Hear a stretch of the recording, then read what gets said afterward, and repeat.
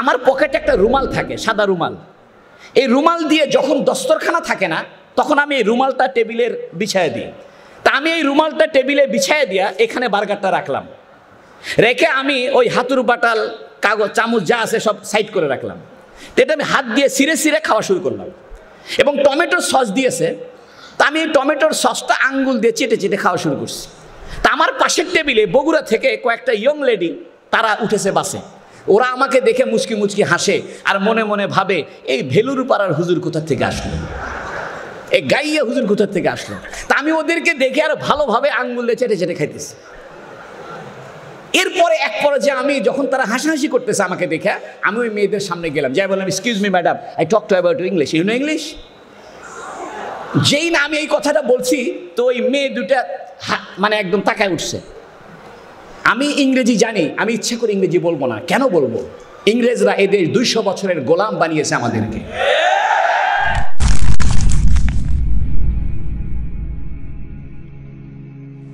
ঐতিহ্যবাহী দ্বীনি মার্কাজ মাদ্রাসাতুল মদিনা বগুড়ার আয়োজনে আপনার জন্য ইসলাম কেন প্রয়োজন শীর্ষক ইসলামী সম্মেলন 2024 এর সম্মানিত সভাপতি বিদগ্ধ আলেমে দ্বীন আমার অনুজ প্রতিম আল্লামা মুফতি মনোয়ার হোসেন এবং আজকের প্রধান আলোচক শেখ আহমদুল্লাহ সাহেব, হযরত ওলামায়ে কেরাম, আমার সামনে বসা দ্বীন পিপাসু বেরাদারানে ইসলাম এবং আমার মা ও বোনেরা, আজকের আলোচ্য বিষয় হলো আপনার জন্য ইসলামী শিক্ষা কেন প্রয়োজন।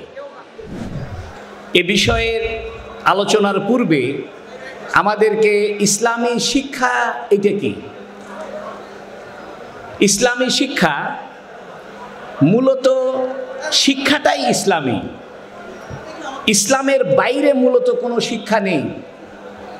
ইসলাম যেহেতু জীবনব্যাপী, ইসলাম যেহেতু মানুষের নেচারের সঙ্গে সম্পৃক্ত, ফিতরাতের সঙ্গে সম্পৃক্ত, স্বভাবের সঙ্গে সম্পৃক্ত, এজন্য ইসলামী শিক্ষাটাই মূলত শিক্ষা, বাকিগুলো পেশা।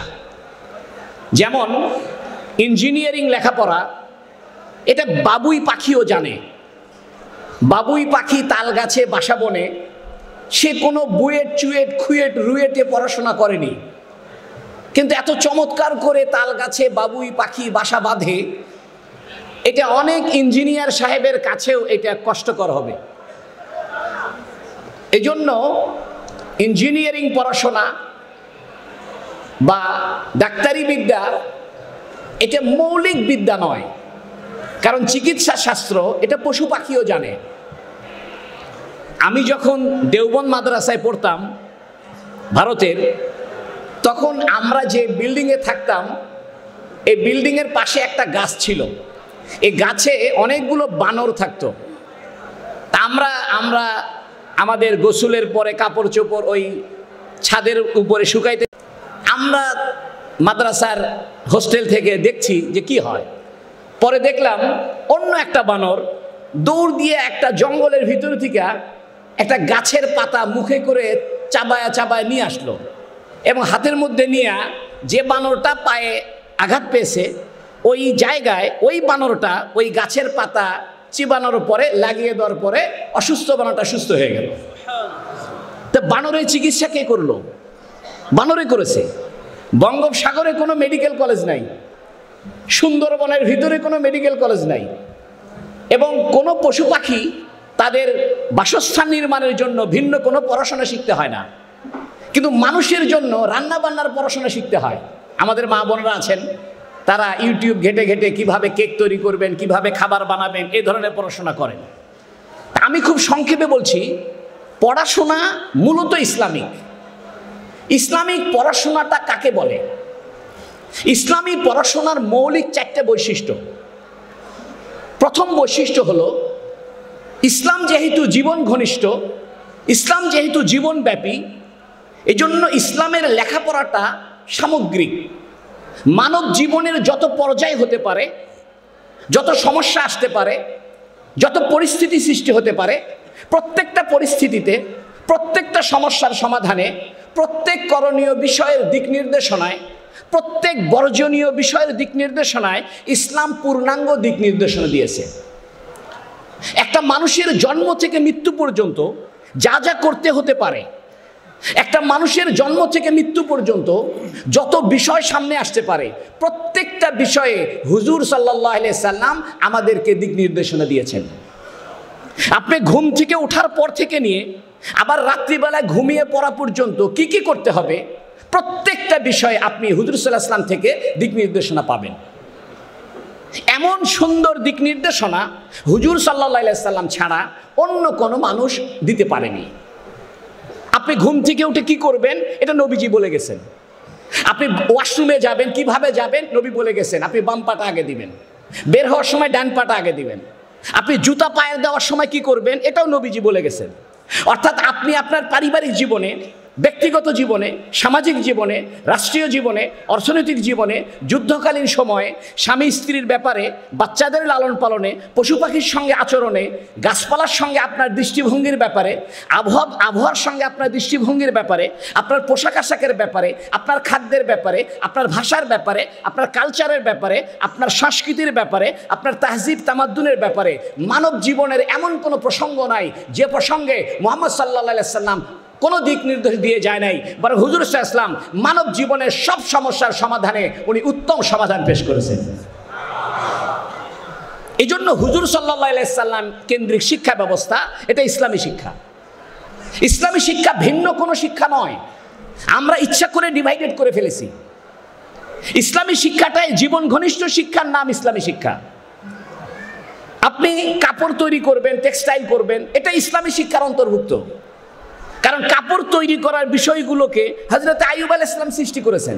আপনি যুক্তিবিদ্যার পড়াশোনা করবেন, ইদ্রিস আলাইহিস সালাম করেছেন। আপনি চিকিৎসা বিজ্ঞানের বিষয় কাজ করবেন, ঈসা আলাইহিস সালাম করেছেন।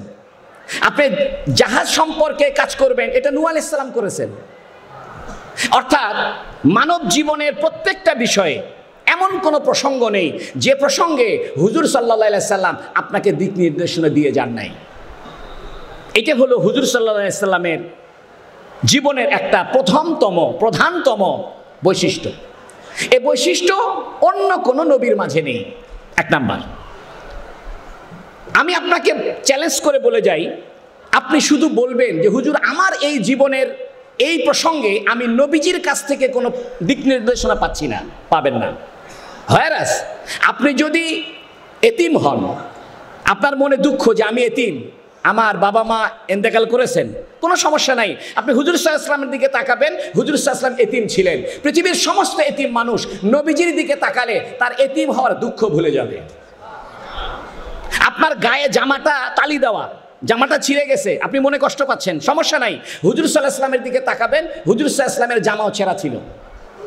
আপনি নতুন জামা গায়ে দিয়েছেন, কোনো সমস্যা নাই, হুজুর সাল্লাল্লাহু আলাইহি ওয়াসাল্লাম নতুন জামা গায়ে দিয়েছেন। আপনি অসুস্থ হয়েছেন, সমস্যা নাই, হুজুর সাল্লাল্লাহু আলাইহি ওয়াসাল্লাম অসুস্থ হয়েছেন। স্ত্রীর সঙ্গে আপনার ভুল বুঝাবুঝি হয়েছে, সমস্যা নাই, হুজুর সাল্লাল্লাহু আলাইহি ওয়াসাল্লামের সঙ্গে আয়েশা সিদ্দিকার ভুল বুঝাবুঝি হয়েছে।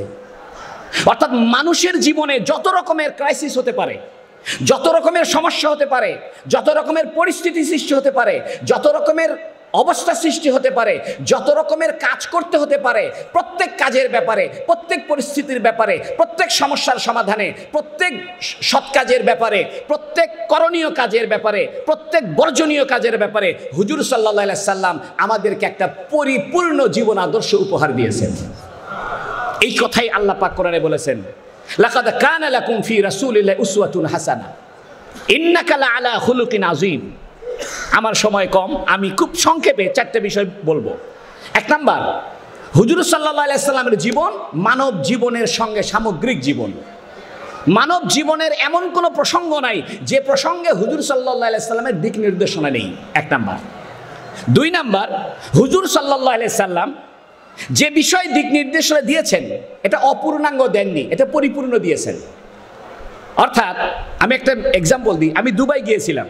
তো দুবাইতে কিছু মার্কেট আছে, এগুলোকে বলে হাইপার সুপার মার্কেট। এই মার্কেটে আপনি সব কিছু পাবেন। এক পাশে তরি তরকারি পাবেন, আরেক পাশে ঔষধ পাবেন, আরেক পাশে অর্নামেন্টস পাবেন, এক পাশে খেলাধুলা জিনিস পাবেন, আরেক পাশে ক্রোকারিস পাবেন, আরেক পাশে কাপড় চোপড় পাবেন, আরেক পাশে বই খাতা পাবেন, আরেক পাশে কলম পাবেন, আরেক পাশে চশমা পাবেন, আরেক পাশে জুতা পাবেন। অর্থাৎ মানুষের জীবনে যা যা প্রয়োজন সমস্ত প্রয়োজনীয় বিষয়ের সামগ্রীকে নিয়ে একটি দোকান সাজানো হয়েছে। আপনি যদি এই দোকানে ঢুকেন তাহলে এই দোকান থেকে অন্য কোনো দোকানে আপনাকে যাইতে হবে না। এটাকে বলে হাইপার সুপার মার্কেট, 12 তলা 14 তলা 20 তলা একটা মার্কেট। তা আমাদের নবী মুহাম্মদ সাল্লাল্লাহু আলাইহি ওয়াসাল্লাম হলেন হাইপার সুপার নবী। আপনি যদি হুজুর সাল্লাল্লাহু আলাইহি সাল্লামের 63 বছরের জীবনটা জেনে যেতে পারেন তাহলে আপনাকে আর কোনোদিন কোনো সময় অন্য কোনো মনীষীর দিকে তাকাইতে হবে না। এই জন্য আমি আপনাদেরকে বলবো হুজুর সাল্লাল্লাহু আলাইহি সাল্লামকে জানতে হবে, এটাই ইসলাম। নাম্বার 2, হুজুর সাল্লাল্লাহু আলাইহি সাল্লামের জীবনের প্রত্যেকটা বিষয় পরিপূর্ণ। তিনি এমন কোন আচরণ অর্ধেক করে যাননি। তিনি যুদ্ধ বিষয়ে যুদ্ধ করেছেন, পরিপূর্ণ সমর নীতি উনি প্রতিষ্ঠা করেছেন। উনি ব্যবসা করেছেন, পরিপূর্ণ ব্যবসা নীতি উনি প্রতিষ্ঠা করেছেন। রাষ্ট্র চালিয়েছেন, পরিপূর্ণ রাষ্ট্র ব্যবস্থা তিনি প্রতিষ্ঠা করেছেন।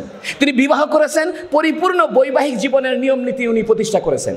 অর্থাৎ হুজুর সাল্লাল্লাহু আলাইহি সাল্লামের 1 নম্বর বৈশিষ্ট্য হলো মানব জীবনব্যাপী নবীজির জীবন আদর্শ।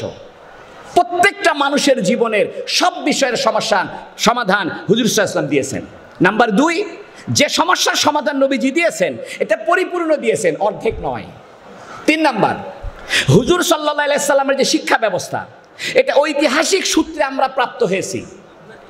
হুজুর সাল্লাল্লাহু আলাইহি সাল্লামের জীবন, সিরাত, আদর্শ এটা মাঝখানে ভাটা পড়েনি যে হুজুর সাল্লাল্লাহু আলাইহি সাল্লামের জীবনের কিছু অংশ ল্যাপস হয়ে গেছে, হুজুর সাল্লাল্লাহু আলাইহি সাল্লামের জীবনের কিছু অংশ স্ক্রিপ্ট হয়ে গেছে, এটা বাতিল হয়ে গেছে বা এটা খুঁজে পাওয়া যাচ্ছে না, এমন হবে না।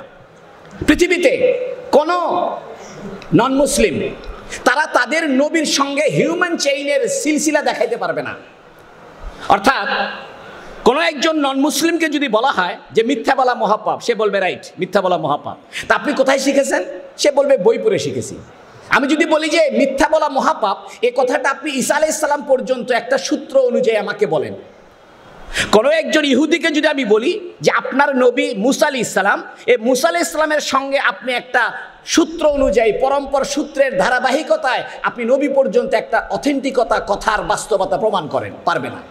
কিন্তু আমরা এটা পারবো। উম্মতে মুসলিমার ভিতরে যারা আলেম, যারা মুহাদ্দিস, হাদিস চর্চা করেন, আমরা এটা পারবো। যেমন আমি একটা উদাহরণ দিচ্ছি, আমার নাম কাজী ফজলুল করিম। আমি হুজুর সাল্লাল্লাহু আলাইহি ওয়াসাল্লামের জীবন, হুজুর সাল্লাল্লাহু আলাইহি ওয়াসাল্লামের হাদিস পেয়েছি আমার উস্তাদ আল্লামা শাহ ইসহাক আল গাজী রহমতুল্লাহর কাছ থেকে। তিনি পেয়েছেন হুসাইন আহমদ মাদানী রহমতুল্লাহর নিকট থেকে। তিনি পেয়েছেন শাইখুল হিন্দ মাহমুদুল হাসান দেওবন্দির নিকট থেকে। তিনি পেয়েছেন কাসেম নানুতুবিয়া রশিদ আহমদ গঙ্গির নিকট থেকে। তিনি পেয়েছেন শাহ আব্দুল গনির কাছ থেকে। তিনি পেয়েছেন শাহ ইসহাকের কাছ থেকে। তিনি পেয়েছেন শাহ আব্দুল আজিজ মুহাদ্দিসে দেহলভির নিকট থেকে। তিনি পেয়েছেন শাহ অলিউল্লাহ দেহলভির নিকট থেকে। তিনি পেয়েছেন শাহ আবু তাহের মাদানী আল কুরদির নিকট থেকে। তিনি পেয়েছেন ইব্রাহিম আল কুরদির নিকট থেকে। তিনি পেয়েছেন আহমদ আল কুশারির নিকট থেকে। তিনি পেয়েছেন আহমদ সিন্নাবির নিকট থেকে। তিনি পেয়েছেন মোহাম্মদ রামালি থেকে। তিনি হাদিস পেয়েছেন জাকারি আনসারির নিকট থেকে। তিনি পেয়েছেন আহমদ আসকালানির নিকট থেকে। তিনি পেয়েছেন ইব্রাহিম তানুখির নিকট থেকে। তিনি পেয়েছেন আহমদ আল হাজ্জারের নিকট থেকে। তিনি পেয়েছেন হুসাইন ইবনুল মোবারকের নিকট থেকে। তিনি পেয়েছেন আবুল ওয়াক সেঞ্জারির নিকট থেকে। তিনি পেয়েছেন আব্দুর রহমান আদ দাউদের নিকট থেকে। তিনি পেয়েছেন আবদুল্লাহ সারুখসির নিকট থেকে। তিনি হাদিস পেয়েছেন মোহাম্মদ বিন ইউসুফ আল ফারবারির কাছ থেকে। তিনি হাদিস পেয়েছেন ইমাম বুখারীর নিকট থেকে। ইমাম বুখারী হাদিস পেয়েছে হুমায়দের নিকট থেকে। হুমায়দে হাদিস পেয়েছে সুফিয়ান ইবনে উয়াইনার নিকট থেকে। সুফিয়ান ইবনে উয়াইনা হাদিস পেয়েছে ইয়াহইয়া বিন সাঈদ আল আনসারীর নিকট থেকে। তিনি হাদিস পেয়েছে মুহাম্মদ বিন ইব্রাহিম আত-তাইমির নিকট থেকে। তিনি হাদিস পেয়েছেন আলকামা বিন ওয়াক্কাস আল-লাইসি থেকে। তিনি হাদিস পেয়েছেন ওমর বিন খাত্তাব রাদিয়াল্লাহু আনহু থেকে। আর তিনি হাদিস পেয়েছেন মুহাম্মদুর রাসূলুল্লাহ সাল্লাল্লাহু আলাইহি ওয়াসাল্লাম থেকে। এই যে হুজুর সাল্লাল্লাহু আলাইহি ওয়াসাল্লামের সঙ্গে আমাদের একটা সিলসিলাগত সম্পর্ক, আমাদের একটা পরম্পর সূত্রের সম্পর্ক, এই সম্পর্কটা পৃথিবীতে কোনো ধর্মের মানুষের কাছে নেই। এজন্য হুজুর সাল্লাল্লাহু আলাইহি ওয়াসাল্লাম কেন্দ্রিক যে ইসলামী শিক্ষা, এই শিক্ষাটা একদল আলেম ধরে রেখেছেন। এজন্য আপনাদের আলেমদের সঙ্গে সম্পৃক্ততা রাখতে হবে। আপনাদেরকে যারা পুঁথিগত লেখাপড়া করেছে, একাডেমিক লেখাপড়া করেছে, তাদের সঙ্গে আপনাদের সম্পর্ক রাখতে হবে। একজন ডাক্তার কখনো ইঞ্জিনিয়ার হয় না, কোনো ইঞ্জিনিয়ার কখনো ডাক্তার হয় না। যিনি উকিল হন তিনি কখনো ডাক্তার হন না। উকিল হওয়ার জন্য যেমন ব্যারিস্টার ল দরকার, উকালতি কলেজ দরকার, ডাক্তার হওয়ার জন্য যেমন মেডিকেল কলেজ দরকার, ইঞ্জিনিয়ার হওয়ার জন্য যেমন বুয়েট চুয়েট রুয়েট খুয়েট দরকার, ঠিক কোরআনের বিশেষজ্ঞ হওয়ার জন্য মাদ্রাসা দরকার। এই জন্য এই মাদ্রাসা শিক্ষায় আপনাদের সন্তানদেরকে শিক্ষিত করবেন। যদি এতটুকু না পারেন, কমসে কম আপনার সন্তানকে কোরআন শেখাবেন। আপনার সন্তানকে যদি আপনি কোরআনের সঙ্গে পরিচয় না করায় দেন, কোরআনের অর্থের সঙ্গে পরিচয় না করায় দেন, হুজুর সাল্লাল্লাহু আলাইহি সাল্লামের সঙ্গে পরিচয় না করায় দেন, আপনার ছেলে ইসলামের গণ্ডিতে থাকতে পারবে না। আজকে শিক্ষা ব্যবস্থার যে দৈন্যদশা, আমি এটা বলতে চাই না, আজকে পরিকল্পিতভাবে আমাদের শিক্ষা ব্যবস্থাকে যেভাবে ধ্বংস করা হচ্ছে, এখন সময় এসেছে যে আপনার সন্তানকে আপনি যদি ইসলামে রাখতে চান, আপনার সন্তানকে যদি ইমানদার রাখতে চান, তাহলে বাসায় আপনার কোরআনের পরিবেশ কায়েম করতে হবে। আপনাকে কোরআনের অনুবাদ শিখতে হবে। আপনি কোরআন তেলাওয়াত করবেন, এটা সওয়াবের কাজ, কিন্তু কোরআনের অর্থটা জানতে হবে। বাসায় হুজুর সাল্লাল্লাহু আলাইহি সাল্লামের জীবনটা আলোচিত হতে হবে। আমি আরেকটা কথা বলে শেষ করব। হুজুর সাল্লাল্লাহু আলাইহি সাল্লামের জীবনটা হলো বাস্তবমুখী। অর্থাৎ হুজুর সাল্লাল্লাহু আলাইহি সাল্লাম জীবনে যত কথা বলেছেন, জীবনে যত কাজকর্ম করেছেন, জীবনে যত বিষয়ে সমর্থন দিয়েছেন, প্রত্যেকটা কাজকর্ম, প্রত্যেকটা কথাবার্তা, প্রত্যেকটা বিষয়ের সমর্থন এখনো পৃথিবীতে আমলি রূপে চালু আছে। একটা এক্সাম্পল দিই, মদিনা শরীফে আপনারা গেলে দেখবেন একামত হওয়ার পরে আজানের আগে দিয়ে মানুষ মিসওয়াক করতেছে। দেখেছেন আপনারা? যারা হজে গেছেন দেখেছেন। আল্লাহ আপনাদের সবাইকে হজ করার তৌফিক দান করুন। মদিনা শরীফে মসজিদে নববীতে যখন নামাজ শুরু হচ্ছে, তখন কিছু মানুষ পকেট থেকে মেসওয়াক বের করে মেসওয়াক করে পকেটে রেখে আল্লাহু আকবার বলতেছে। আমরা কিন্তু নামাজের আগে মেসওয়াক করি না, আমরা মেসওয়াক করি অজুর আগে। এখন বুখারী শরীফে দুইটা হাদিস আছে। কিছু হাদিস থেকে বোঝা যায় যে মেসওয়াকটা করতে হবে অজুর পূর্বে, কিছু হাদিস থেকে বোঝা যায় মেসওয়াকটা করতে হবে নামাজের পূর্বে। এখন দুইটা হাদিস দুই রকম। যদি আপনি অজুর পূর্বে মেসওয়াক করেন, তাহলে নামাজের পরে আর মেসওয়াক করতে হচ্ছে না। আর যদি নামাজের পূর্বে মেসওয়াক করেন, তাহলে অজুর পূর্বে মেসওয়াকের কাজটা হচ্ছে না। আল্লাহ পাক করেছেন কি, আমাদের নবীকে জীবন্ত নবী বানিয়েছেন, অর্থাৎ কর্মগতভাবে জীবন্ত। হুজুর সাল্লাল্লাহু আলাইহি সাল্লাম সারা জীবনে যত কাজ করেছেন, প্রত্যেকটা কাজ কেউ না কেউ আমল করে দেখাচ্ছে। হাদিসে নাভির নিচে হাত বাঁধার কথা আছে, বুকের উপরে হাত বাঁধার কথা আছে, আমিন জোরে বলার কথা আছে, আমিন আস্তে বলার কথা আছে। পৃথিবীর সবাই যদি আমিন আস্তে বলে, জোরে বলবে কে? সবাই যদি জোরে বলে, সবাই আস্তে বলবে কে? এজন্য পৃথিবীতে আল্লাহ পাক হুজুর সাল্লাল্লাহু আলাইহি সাল্লামের জীবনের প্রত্যেকটা প্রসঙ্গ, প্রত্যেকটা কথা, প্রত্যেকটা আমল, প্রত্যেকটা আচরণ পৃথিবীতে এখন আমলি রূপে জীবিত রেখেছেন। হুজুর সাল্লাল্লাহু আলাইহি সাল্লামের কোনো কথা মিউজিয়ামে রাখা হয়নি। আপনি দেখাইতে পারবেন না যে হুজুর সাল্লাল্লাহু আলাইহি সাল্লামের এই হাদিসটা কেউ আমল করে না, এই হাদিসের উপর আমল উঠে গেছে, আপনি এটা দেখাইতে পারবেন না। হুজুর সাল্লাল্লাহু আলাইহি সাল্লামের জীবনের প্রত্যেকটা হাদিসের উপরে, প্রত্যেকটা কথার উপরে উম্মতের একটা না একটা অংশ আমল করতেছে। কেউ জোরে আমিন বলতেছে, কেউ আস্তে বলতেছে, দুটাই ঠিক আছে। কেউ বুকে হাত বাঁধতেছে, কেউ নাভির নিচে হাত বাঁধতেছে, দুটাই ঠিক আছে, দুটাই হাদিসে আছে। এই সমস্ত ছোট ছোট বিষয় নিয়ে আমরা যদি দ্বন্দ্বে লিপ্ত হই, ঝগড়ায় লিপ্ত হই, তাহলে আমাদের ঐক্য থাকবে না। আর আমাদের ঐক্য যখন বিনষ্ট হবে, তখন কাফের মুশরিক আমাদের উপরে চেপে বসবে। এই জন্য সময় এসেছে আমাদের ঐক্যের। আমাদের ঐক্যটা বড় দরকার। একটা বাংলায় কথা আছে, বৈচিত্র্যের মাঝে ঐক্য। বৈচিত্র্যের মাঝে যে ঐক্য, এটাকে ফিরিয়ে আনতে হবে। আপনি যে মাসলাকের হন, আপনি যে মাযহাবের হন, আপনি যে পথের হন না কেন, আপনি তো মুসলিম। কিন্তু আমরা করছি কি, সামান্য বিষয়ে একজনের সঙ্গে আমার মত পার্থক্য হলে আমি তাকে কাফের ফতোয়া দিয়ে দিচ্ছি, আমি তাকে নাজায়েজ বলে দিচ্ছি, আমি তাকে বাতিল বলে দিচ্ছি। এটা করবেন না।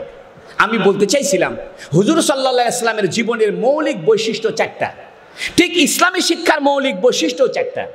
যেহেতু হুজুর সাল্লাল্লাহু আলাইহি ওয়াসাল্লাম আর কোরআন শরীফ এপিট ওপিট।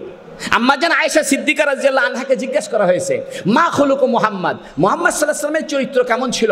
আয়েশা সিদ্দিকা রাদিয়াল্লাহু আনহা বলেছেন, খুলুকু আল কোরআন, কোরআনুল কারীম হলো মুহাম্মদ সাল্লাল্লাহু আলাইহি ওয়াসাল্লামের চরিত্র। কোরআনুল কারীম হলো লিখিত একটা কিতাব, আর এই কিতাবের চলমান দৃশ্যমান ব্যবস্থা হলো মুহাম্মদ সাল্লাল্লাহু আলাইহি ওয়াসাল্লাম। মুহাম্মদ সাল্লাল্লাহু আলাইহি ওয়াসাল্লামকে বাদ দিয়ে কোরআন হবে না, কোরআন বাদ দিয়ে মুহাম্মদ সাল্লাল্লাহু আলাইহি ওয়াসাল্লাম হবে না। মুদ্রার এপিট ওপিট, মুদ্রার এক পিঠে কোরআন আর এক পিঠে মুহাম্মদ সাল্লাল্লাহু আলাইহি ওয়াসাল্লাম। এই জন্য দুইটা জিনিস আমাদেরকে ধরতে হবে, বুঝতে হবে, আঁকড়ে ধরতে হবে। নবী আলাইহিস সালাম বলেছেন, মুয়াত্তা মালিক কিতাবে রয়েছে, তারাকতু ফিকুম আমরাইন, আমি তোমাদের মাঝে দুটি জিনিস রেখে গেলাম, লান তাদিল্লু, তোমরা কখনো পথভ্রষ্ট হবে না, মা তামাসসাকতুম বিহিমা, যতদিন ওই দুইটা জিনিস ধরে রাখবে, আল কিতাব আল্লাহ ওয়া সুন্নতি, নবীজি বলেছেন আমার আল্লাহর কিতাব কোরআনুল কারীমকে ধরে রাখবা, আর আমার আদর্শ সুন্নত মুহাম্মদ সাল্লাল্লাহু আলাইহি ওয়াসাল্লামের জীবন আদর্শকে ধরে রাখবা। আজকে আমরা মুহাম্মদ সাল্লাল্লাহু আলাইহি ওয়াসাল্লামকে জানার সময় নেই, ফেসবুকে সময় দিচ্ছি, ইউটিউবে সময় দিচ্ছি, গুগলে সময় দিচ্ছি, কত রকমভাবে সময় ব্যয় করছি, মুহাম্মদ সাল্লাল্লাহু আলাইহি ওয়াসাল্লামকে জানার সময় আমাদের হচ্ছে না, কোরআন জানার সময় আমাদের হচ্ছে না। আজকে আপনারা অনেকে ইয়ং ম্যান, আপনাদেরকে দেখে আমার মজা লাগছে, সেটি হলো আজকে যদি আপনার কোনো প্রেমিকা আপনাকে একটা ইংরেজিতে চিঠি লেখে যে my dear friend, I hope you are happy life, I love you, তা আপনি এই চিঠি যদি পড়তে না জানেন তাহলে তো প্রেম হবে না। আপনি প্রেম করতে চাইলে প্রেমিকার চিঠিটা পড়তে জানতে হবে, এবং প্রেমিকা কি বলছে এটা আপনাকে জানতে হবে।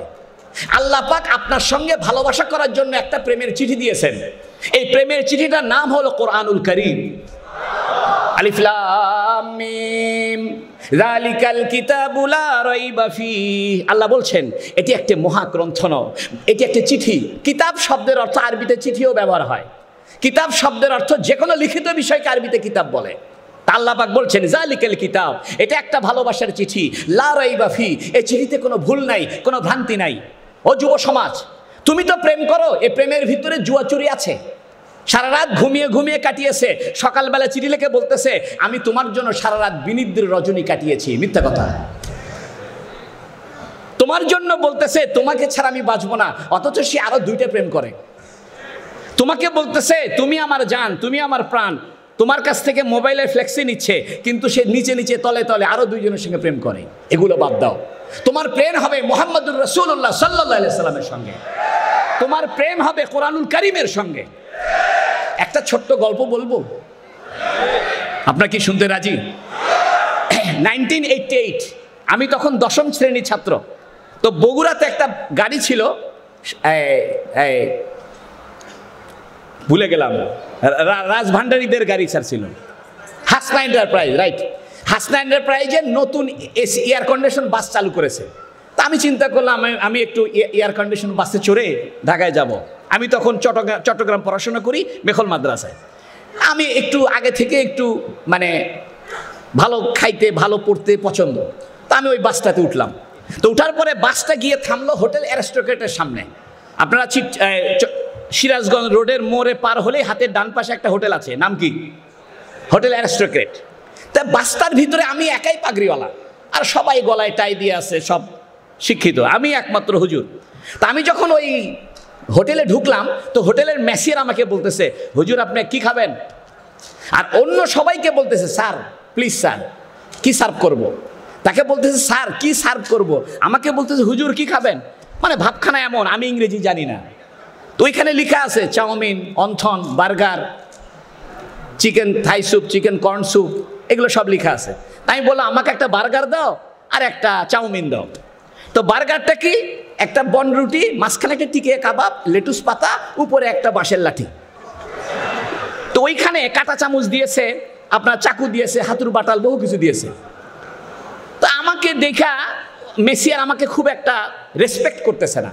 তারা চিন্তা করে যে হুজুর মানুষ এত দামি হোটেলে কেন আসবে। আমার পকেটে একটা রুমাল থাকে, সাদা রুমাল। এই রুমাল দিয়ে যখন দস্তরখানা থাকে না, তখন আমি এই রুমালটা টেবিলের বিছায় দিই। তা আমি এই রুমালটা টেবিলে বিছায় দিয়া এখানে বার্গারটা রাখলাম, রেখে আমি ওই হাতুর বাটাল, কাগজ, চামচ যা আছে সব সাইড করে রাখলাম।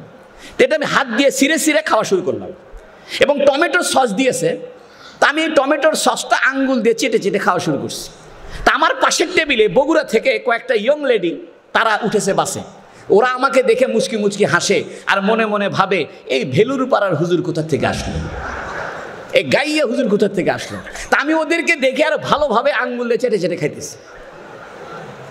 এরপরে এক পর্যায়ে আমি যখন তারা হাসাহাসি করতেছে আমাকে দেখে, আমি ওই মেয়েদের সামনে গেলাম, যাই বললাম excuse me madam, I talk to about English, you know English.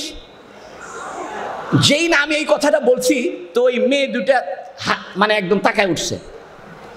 আমি ইংরেজি জানি, আমি ইচ্ছে করে ইংরেজি বলবো না। কেন বলবো?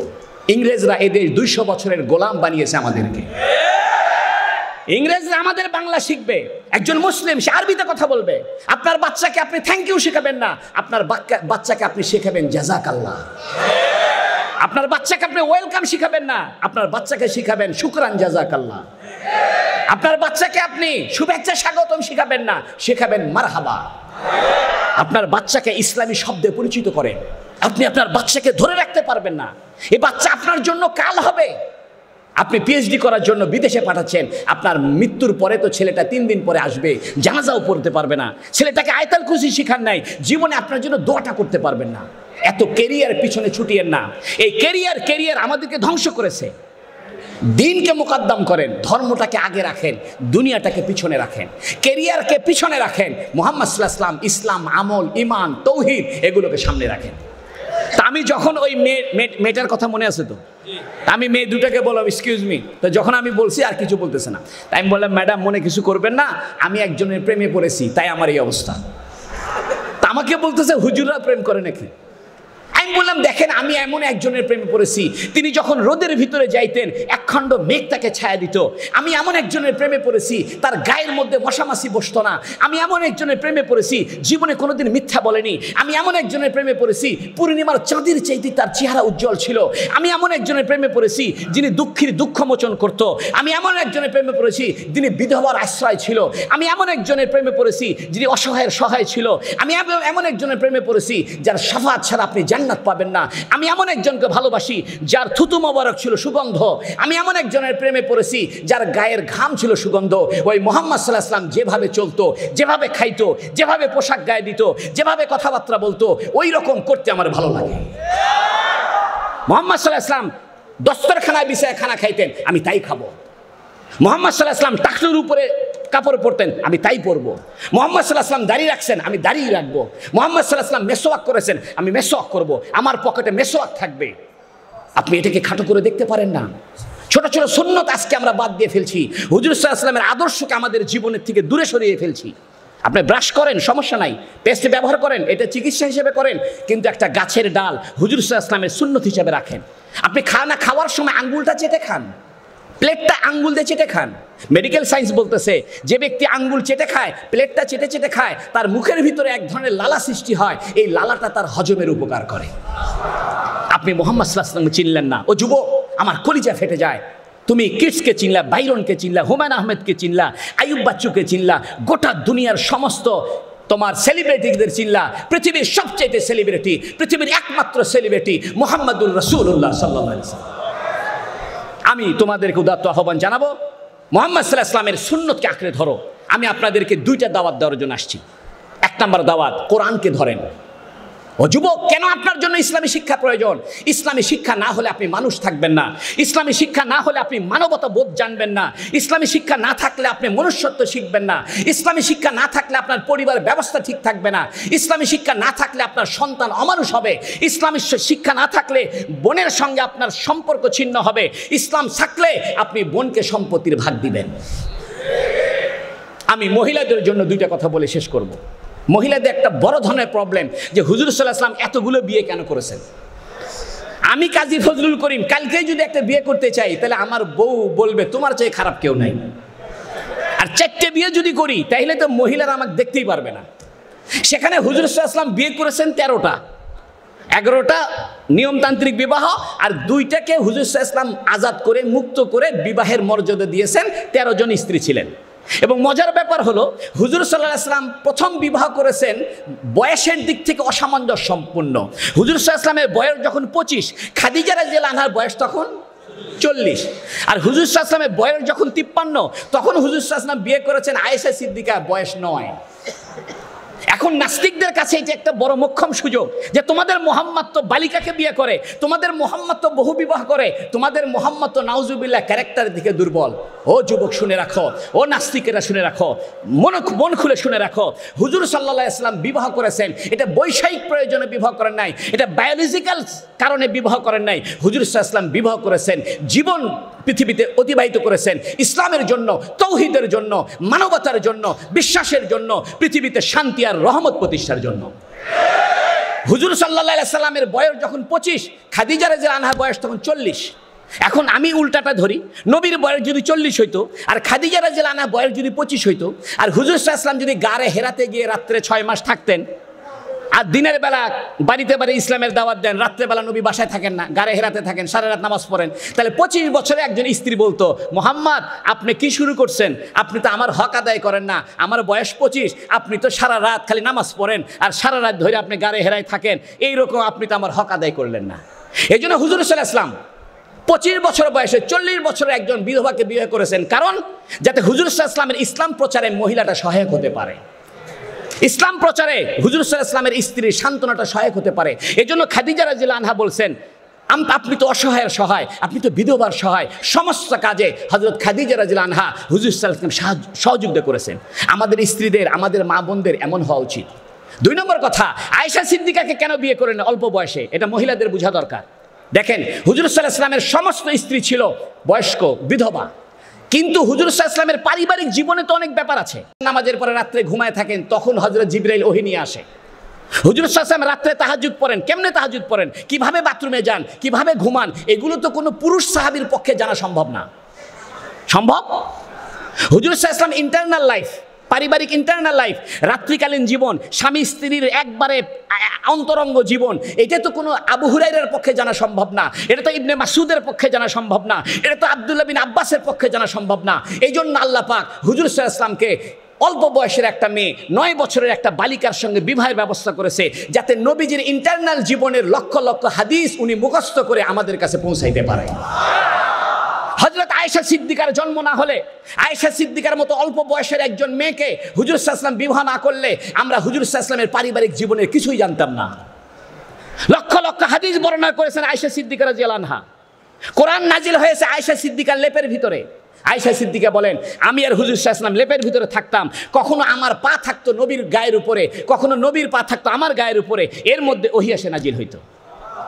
আপনি আয়েশা সিদ্দিকার বিবাহ, আপনি শুধু বয়সের তারতম্য দেখছেন, বিষয় সেখানে না। বিষয় হলো এই উম্মতের জন্য, এই উম্মতের জন্য হুজুর সাল্লাল্লাহু আলাইহি ওয়াসাল্লামের ইন্টারনাল লাইফের পুঙ্খানুপুঙ্খানু বিবরণ আয়েশা সিদ্দিকার মতো একজন ব্রেনি মহিলার দরকার। আয়েশা সিদ্দিকা ছিলেন মোস্ট ব্রেনি মহিলা, মোস্ট ব্রেনি মহিলা। হুজুর সাল্লাল্লাহু আলাইহি ওয়াসাল্লামকে আল্লাহ পাক কুদরতিভাবে হুজুর সাল্লাল্লাহু আলাইহি ওয়াসাল্লাম আল্লাহ ইশারা করিয়া আয়েশা সিদ্দিকার সঙ্গে বিবাহের ব্যবস্থা করেছেন, যাতে হুজুর সাল্লাল্লাহু আলাইহি ওয়াসাল্লামের ইন্টারনাল জীবনের পুঙ্খানুপুঙ্খানু বিষয় আমাদের পর্যন্ত পৌঁছে যায়। এই জন্য হুজুর সাল্লাল্লাহু আলাইহি ওয়াসাল্লাম আয়েশা সিদ্দিকাকে বিয়ে করেছেন, এটা খারাপ কিছু করেননি, বরং এটা দরকার ছিল। আয়েশা সিদ্দিকা রাদিয়াল্লাহু আনহার সঙ্গে যদি হুজুর সাল্লাল্লাহু আলাইহি ওয়াসাল্লাম বিবাহ না হতো, তাহলে আমরা হুজুর সাল্লাল্লাহু আলাইহি ওয়াসাল্লামের প্রাইভেট জীবন জানতে পারতাম না। আরেকটা কথা বলি, হুজুর সাল্লাল্লাহু আলাইহি ওয়াসাল্লামের বহু বিবাহের আরেকটা কারণ, হুজুর সাল্লাল্লাহু আলাইহি ওয়াসাল্লামের একজন স্ত্রী খুব আলাভুলা, যেমন আয়েশা সিদ্দিকা। বুখারী শরীফে আছে, আয়েশা সিদ্দিকা রাদিয়াল্লাহু আনহা আটার ভিতরে পানি দিয়ে খামির বানাইতে, রুটি বানাবে, ঘুমায় যাইতেন, ছাগল আয়েশা আটা খায় চলে যেত, এত আলাভুলা। আবার হাফসা রাদিয়াল্লাহু আনহা হযরত ওমরের কন্যা, একটু গরম আছে। হযরত আবু সুফিয়ানের কন্যা উম্মে হাবিবা, তিনি রাজনৈতিক পরিবারের মহিলা। রায়হানা, তিনি রাজকীয় পরিবারের মেয়ে। সাউদা, তিনি একটু ভারী ভার্জন মহিলা। হুজুর সাল্লাল্লাহু আলাইহি সাল্লাম এই যে 11টা বিবাহ করেছেন, 11টা মহিলার ক্যারেক্টার 11 রকম। উদ্দেশ্য হলো আমরা যারা বিবাহ করব, আমাদের স্ত্রীগুলো হয়তো আয়েশার চরিত্রের সঙ্গে মিলবে, না হয় হাফসার সঙ্গে মিলবে, না হয় রায়হানার সঙ্গে মিলবে, না হয় জুয়াইরিয়ার সঙ্গে মিলবে, না হয় সাউদার সঙ্গে মিলবে, না হয় উম্মে হাবিবার সঙ্গে মিলবে। এই জন্য আল্লাহ পাক হুজুর সাল্লাল্লাহু আলাইহি ওয়াসাল্লামকে অনেকগুলো বিবাহের ব্যবস্থা করেছেন, যাতে হুজুর সাল্লাল্লাহু আলাইহি ওয়াসাল্লাম কোন স্ত্রীর সঙ্গে কেমন ব্যবহার করেছেন, আর আমাদের স্ত্রীরা নবীর কোন স্ত্রীর ক্যারেক্টারের সঙ্গে মিল খায়, নবী ওই স্ত্রীর সঙ্গে যেমন ব্যবহার করেছেন, আমরা আমাদের স্ত্রীর সঙ্গে সেই ব্যবহার করব। এই জন্য হুজুর সাল্লাল্লাহু আলাইহি ওয়াসাল্লামের তো আরো হাজার হাজার বিয়ে করা দরকার ছিল। হুজুর সাল্লাল্লাহু আলাইহি সাল্লামের যদি 1.5 লক্ষ সাহাবী থাকতে পারে, যারা নবীজির আদর্শকে আমাদের কাছে পৌঁছিয়েছে, নবীর ইন্টারনাল জীবন পৌঁছানোর জন্য কমস কম 50,000 স্ত্রীর দরকার ছিল। কারণ নবীর বাহিরের লাইফকে আমাদের কাছে পৌঁছানোর জন্য যদি 1.5 লক্ষ সাহাবীর দরকার হয়, নবীর পারিবারিক জীবনের ব্যবস্থাপনা আমাদের কাছে পৌঁছানোর জন্য 11টা স্ত্রী, 13টা স্ত্রী অনেক কম হয়ে গেছে। আমি সর্বশেষ শেষ করি, আপনাদেরকে আমি উদাত্ত আহ্বান জানাবো, মতপার্থক্য থাকবে, কিন্তু মতপার্থক্যের মাঝে ঐক্য করতে হবে। এটা সময়ের দাবি, এটা ইসলামের দাবি। নাম্বার 2, আপনাকে পড়াশোনা করতে হবে। ইসলাম সর্বপ্রথম বলেছে ইকরা, পড়ো, কিন্তু আমরা পড়ি না। এবং যারা আমরা বা পড়ি, আমাদের লেখাপড়াটা ফেসবুক নির্ভর পড়াশোনা। এটা বাদ দেন, আপনাকে অথেন্টিক বই পড়তে হবে, অথেন্টিক বই কোরআন শরীফ। আল্লাহ আপনাকে একটা প্রেমের চিঠি দিল, আপনি চিঠি পড়তেই জানলেন না, আল্লাহর সাথে কিভাবে প্রেম হবে আপনার? এই জন্য কোরআনটা তেলাওয়াত শিখতে হবে, কোরআন তেলাওয়াত সহি করে শেখা ফরজ। এরপরে আপনি কোরআনের তাফসীর, কোরআনের তরজমা এটা জানতে হবে, এবং হুজুর সাল্লাল্লাহু আলাইহি ওয়াসাল্লামের কমপ্লিট লাইফ, 63 বছরের জীবন, এটা আপনাকে জানতে হবে, এবং হুজুর সাল্লাল্লাহু আলাইহি ওয়াসাল্লামের সাহাবায়ে কেরামের জীবন আপনাকে জানতে হবে। যদি এগুলো আমরা না জানি, তাহলে আমাদের জীবনটা গোছানো হবে না, আমাদের জীবনটা এলোমেলো হয়ে যাবে। এই জন্য আমি আপনাদেরকে বলবো, আপনার সন্তানকে বাসার মক্তবে পাঠান, মসজিদের মক্তবে পাঠান, প্রত্যেকটা মসজিদে একটা মক্তব প্রতিষ্ঠা করেন। আমাদের এখন ব্রিলিয়েন্ট লোকের প্রয়োজন, খুব গবেষক স্কলারের প্রয়োজন, তবে তার চাইতে বেশি প্রয়োজন ঘরে ঘরে কোরআন শিখাতে পারে এইরকম একজন মুয়াজ্জিন সাহেব, এইরকম একজন মসজিদের ইমাম, এরকম একজন মসজিদের খাদেমের বেশি দরকার। আপনি ইন্টেলেকচুয়াল ফোরামে বড় বড় দামি দামি কথা বললেন, এসি রুমে বসে খুব ইরান তুরানের গল্প দিলেন, কিন্তু এদেশের প্রজন্ম, এদেশের সন্তানদেরকে কোরআন শিক্ষার থেকে বঞ্চিত করলেন, এদেশের সন্তানদেরকে ইসলামী সভ্যতা থেকে দূরে সরিয়ে ফেললেন, এদেশের সন্তানদেরকে মুহাম্মদ সাল্লাল্লাহু আলাইহি ওয়াসাল্লামের সঙ্গে পরিচয় ঘটাইলেন না। আপনার ইন্টেলেকচুয়াল ফোরাম থাকবে এসি রুমে, আর নিচে নিচে আপনার সন্তান হবে নাস্তিক। এজন্য আমাদের মূল কাজে হাত দিতে হবে, আপনার বাসার ক্যারেক্টারকে, আপনার বাসার পরিস্থিতিকে পরিবর্তন করতে হবে।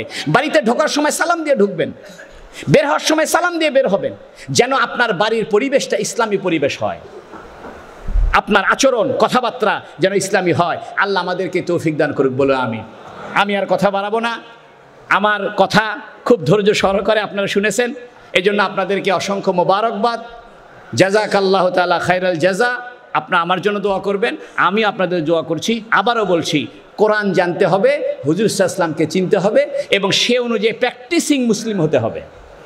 পৃথিবী যেদিকে যায় যাক, পৃথিবী আপনি থাকবেন না, পৃথিবীতে আর কোনো দিন ফিরে আসতে পারবেন না।